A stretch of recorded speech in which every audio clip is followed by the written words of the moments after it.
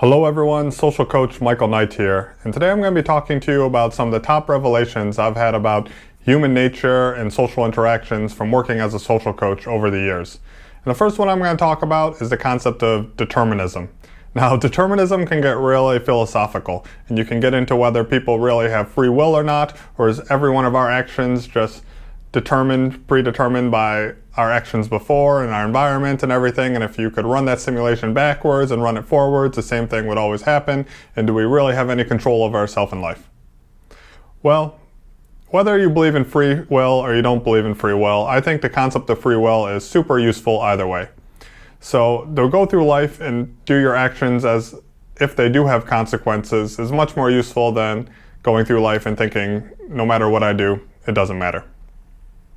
So that being said, when I first learned about improving social skills, and I myself was learning a lot, I would see different things and techniques such as NLP. Now, for those of you who are not aware, NLP stands for Neuro-Linguistic Programming. And people who teach NLP, I've never myself taken a class, and I never teach the concepts directly to my clients. Now, there is some overlap, but I don't teach it in the same way most NLP people teach it. And the truth is, a lot of the techniques, they do work, they do exist. It's not just made up voodoo stuff. And if you read a lot of negotiation books and stuff like that and other interaction books, you can see the overlap. And sometimes they even call the concepts by different names, but it's still the same concept. For example, things like anchoring or mirroring a person when you're talking to them, or knowing how to pace a conversation. All these things are real techniques that do work in interactions. And when I first started learning social skills for myself, I learned a lot from coaches who taught primarily these type of tools. And when you learn it from this type of perspective, you can unfortunately start getting a kind of Machiavellian view of the world. You start kind of seeing the world as, oh my God, everyone's just kind of manipulating each other. Are any interactions really authentic? Are they really having a connection? Or is it all just based off of tricks that this other person is using just to get what they want from the other person? And maybe now I need to use these because if I don't use them, other people are using them against me and I'm then at a disadvantage. And there's nothing really real or authentic, and like, what does it all mean or matter then? But fortunately, this is not really the case, but I can understand why you might think so if you're learning social interactions through this one narrow avenue of teaching. Now, again, I don't really teach these techniques because I believe in improving a person's interactions in general to the point where other people just perceive them naturally better and then enjoy their company and want to go on dates with them or want to do business with them, etc. Because if they're just reliant on some tool or technique and they need to keep applying it constantly, and it's really almost like keeping the other person in a slight hypnosis where you're hypnotizing them to like you because they wouldn't otherwise naturally like you. And I think you can sometimes get short-term results doing this, but it's not really sustainable for the long run. And especially with more and more people you're interacting with, you don't even have the real time and energy to even be able to even apply these techniques on other people, nor should you even really want to apply all these techniques on other people. And that's why I teach people how to improve their core behaviors, and then these behaviors just become a real part of their personality that other people naturally respond positively to. Now, to tie this back in with the concept of determinism, what I would see is, wow, I'm going on these interactions, these other coaches are doing these kind of like tricks, and they're getting the reactions they want from the other person. And I started thinking, wow, is everything so deterministic that they simply do this and they get the response back? But of course, like, that's not for every interaction. And the truth is, any coach that can tell you do A, B, C, D, and you're gonna 100% get this certain reaction back from the other person, well, they're lying to you and you should find a different coach. But the truth is, human nature, with the law of large numbers, if you can get people into similar situations and in similar environments and in a similar mental state, they're going to react similarly to a certain stimulus. That's true. Now, in a single interaction, there's no way of predicting how it can go. There's way too many variables. But when you have many interactions over a large course of time and with similar inputs and similar environments, yeah, the outputs are going to trend towards the similar output. And that's really what people are teaching, one way or another. Now, I don't teach it from the Machiavellian, manipulative, kind of NLP hypnotist type of way. I teach it from, yeah, let's improve your behaviors. And over time, with your improved behaviors and how your interactions go, they're going to trend positively on average. I also learned that certain things such as attraction aren't really conscious choices. Just like if you see a person who has an attractive physical figure, you might find yourself attracted to them without really reasoning your way into attraction. You're just going to naturally feel it. And just like that, if you exhibit certain attractive external behaviors and a person sees you behaving this way, they're going to be attracted to you naturally without even also consciously making a choice about it. Now, I wrote a whole book about these behaviors and how you can correct your behaviors so people find you attractive. And so if you're interested in learning more about that, then you can click the link below and you can read more in the book. The second big revelation that I had was that emotions often trump logic. People don't often remember what you even say to them. It's not really important what you say, but they remember how you make them feel. And a lot of times, fun and positivity, they're the true currency of value in any interaction. You can't logically convince someone to like you. It has to be something that's naturally, emotionally felt. Words can often mean nothing, but a person's actions can mean a lot, so you should pay attention to their actions. What a person says is often just a response to their social conditioning of what they think they're supposed to say. Thus, a lot more truth is subcommunicated by a person's actions rather than their words. A question that I found interesting is a lie still a lie if the person telling you the lie is simultaneously lying to themselves? The best liars that I have ever met can simultaneously lie to themselves to such an extent that they almost fully actually believe what they're saying. Like when they're talking to people, they're simultaneously lying to themselves and trying to convince themselves as much as they're trying to convince the other person of what they're saying. And this is something really to look out for and pay attention to when you might be interacting with a person who's trying to convince you of something. Especially if you believing this something would be beneficial to them. I don't know if you've read the book 1984 by George Orwell, and if you hadn't, I highly recommend it. But this book introduces the concept of doublethink. Now, doublethink is the ability to hold two contradicting facts or truths in your mind at the same time. And in the book, the people are living in a totalitarian society, and they're being very oppressed. And if they actually don't believe these truths that the other people are telling them, their actual lives are at risk, that they could be killed if they're not preaching and acting like and living in such a way as if the truths they're told are real, when they're clearly not. There's actually this joke, this Russian joke that goes, this guy goes to a doctor, and he goes to the medical center and he asks, I need to see a ear-eye doctor. And they're like, an ear-eye doctor? There's no such thing as an ear-eye doctor. There's a doctor for the ears, there's a doctor for the eyes, but these are two separate doctors. And the guy's like, no, I really need an ear-eye doctor. And they're like, well, this doesn't exist. Why do you need an ear-eye doctor, though? He's like, because what I'm seeing and what I'm hearing is not the same thing.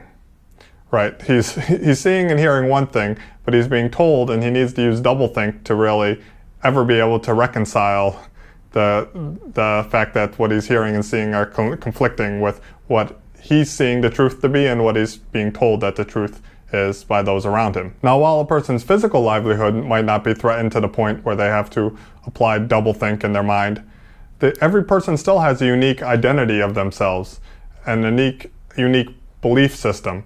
And they're going to fight and protect a lot to protect their identity and belief system, because while it might not really be serving them the best it could, it's at least served them well enough that they've survived. If they're alive now, they've survived to this point. And so them believing it so far has allowed them to get to this point and survive. And so rather than taking a risk and adapting maybe a new belief system and changing their identity, which may allow them to flourish in the world, they don't want to take that risk, and they rather just stay where they are at because, hey, it's gotten them this far and maybe that's good enough. And they don't want to threaten that part of them dying. They want to threaten them having this kind of like philosophical death of part of their identity, of part of their soul, of part of their mindset. They want to hold on to that because that's who they are. And so they're going to apply a lot of these doublethink techniques to try to protect their identity, even though if that's the thing that really needs to be changed. For example, as a social coach, you might go and show people, like, hey, see how I behave, see how well this works, see how when you did these behaviors, how much better the interaction went. And the person will see this, and this will conflict so much with their identity of themselves and how they view the world that they'll, lie to themselves and not want to believe this truth, or still hold on to false truths in their mind just to protect their identity. Another thing that I found really powerful was the emotions tied to validation, which is tied to a person's self-worth, and how strong a motivating factor these emotions can be.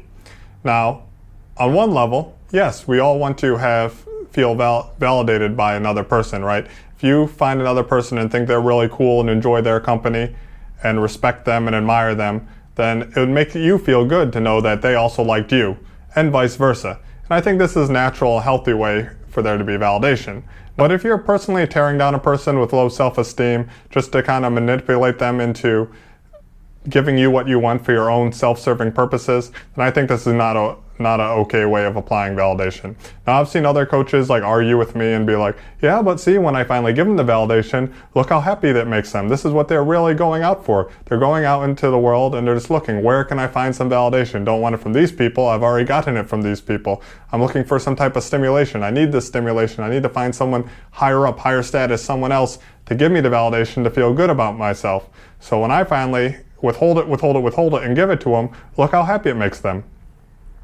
But I could also argue back to them, like, same with a drug dealer. I'm sure like a heroin dealer, when he gives heroin to his clients, the clients are very, very happy to receive that heroin. I don't really think this habit is really healthy either for the client or for the dealer. The next big revelation I had is the lack of general authenticity in the modern world. I'd often have clients come out with me and I would teach them how to correct their behaviors and their techniques, and they would start getting, after a day or two, maybe some really big successes. And they'd have an interaction, for example, and especially when it comes to romantic interactions, where they're like, oh my God, for the first time maybe in a decade, they really feel this connection to another person, and they're like, oh my God, I can't believe like the probability of going out and now I think I've just fallen in love with someone and this person likes me back, and I've never really felt this type of connection before. I haven't felt it in such a long time. And to me, it's like, after you see this so many times, it kind of becomes funny, because the thing is, it wasn't luck. The point is, yes, you're going out and you're interacting with a lot of new people, law of large numbers. The more interactions you have, the more chances there are for you to form a connection, and especially a deep connection with a person. And on top of that, we've just spent the last few days working specifically on your behaviors and how to communicate more honestly and openly, and how to actually form bonds by having honest communication and getting all the dishonest behaviors out of the way. So it's not some miracle that this thing just happened. It's happened specifically because you took the training with me and I taught you how to communicate more authentically and more honestly, and you've been going through a lot of interactions with new people in the last few days, and those two things together have created this. Now, yeah, you might have had a kind of what you find super profound interaction and a very deep connection. And yes, this is not something that'll happen every day. But when you learn to communicate authentically and honestly, this is not some super rare occurrence. Trust me. I see it all the time in my own life. I see it all the time in my clients' life. When you learn how to actually communicate in a really authentic, honest way, these type of deep, profound connections, while they're not an everyday experience, they're not as completely rare as you think they are. Like it's so funny to see this. Like you're thinking you're having this huge, profound connection and you can't believe it. And you can't believe it just because to you it's something rare. But it's something that doesn't have to be rare to you. It can actually occur much more often than you think, as long as you're communicating, interacting with a lot of new people, and you're communicating in an honest style. Because this may be the first time in your life that you might be willing to show a little bit of vulnerability, which is necessary for really deep connections. And you only can show vulnerability when you know that you're a strong enough a person that you can deal with any type of negative repercussions that comes from being a little vulnerable. And if you're interested in learning more about the type of vulnerability that people find attractive versus the type of vulnerability that'll cause people to want to run and hide from you, I made a whole video about this and I'll link it above. And finally, one of the big revelations that I had is just the power behind having a scarcity mentality versus having an abundance mentality. Scarcity is just such a crippling, controlling factor in so many people's lives. It causes people to work jobs they hate. It causes people to marry people that they don't love. It causes people to stay in abusive relationships that they really should get out of. And if people just didn't have such a scarcity mentality, they would be able to achieve such more things, but they can't even perceive the options and opportunities around them because they've been trained in this scarcity mentality for so long. And even people that others would even view them as being in great abundance can even create a scarcity mentality, because they might be viewing and wanting one specific thing that they maybe can never have, and they'll create a scarcity mindset even though everyone else will be looking around and be like, dude, what are you talking about? You have everything. How can you be so depressed and focused on one little thing when you have everything around you compared to me? And that person still has created a scarcity mentality for themselves just because of how they perceive the world. If you can relate to this and believe that you have a scarcity mentality yourself, one of the best things you can do is view yourself as being on a path to future abundance. Now, if you can get yourself a really good mentor and you're consistently taking action, there's no reason at all not to believe that you're gonna, in the future, achieve success and get yourself out of scarcity. And just knowing this and knowing that you're on your way there can fill you with enough motivation to keep going and enough pride and hope in the current moment, even if you currently feel that you have nothing. Now, if you personally want some help from me for this would be a great time to sign up for some Skype coaching sessions. You can find links in the description below. Right now in March 2020, the whole world's going a little bit crazy. Not the best time to be a social coach. My next 3 months of international travel have completely been canceled. So I have a lot of more time now that I'll be working on a lot of programming projects for different things, as well as I'll have more time for doing more Skype coaching classes online. And a lot of people who have emailed me before, I had to turn down because I simply didn't have the time, especially when I was traveling a lot, because that eats into a lot of time and it makes it almost impossible to schedule Skype sessions, especially over a lot of different time zones. But now that I probably will be quarantining myself and locked inside for the next couple months, this would be, even if you applied before, this would be a great time to fill out the application in the link below. And there's probably a good chance that we can set something up now. As always, remember to hit the like button, remember to subscribe, and I'll see you in the next video. Until then, ciao.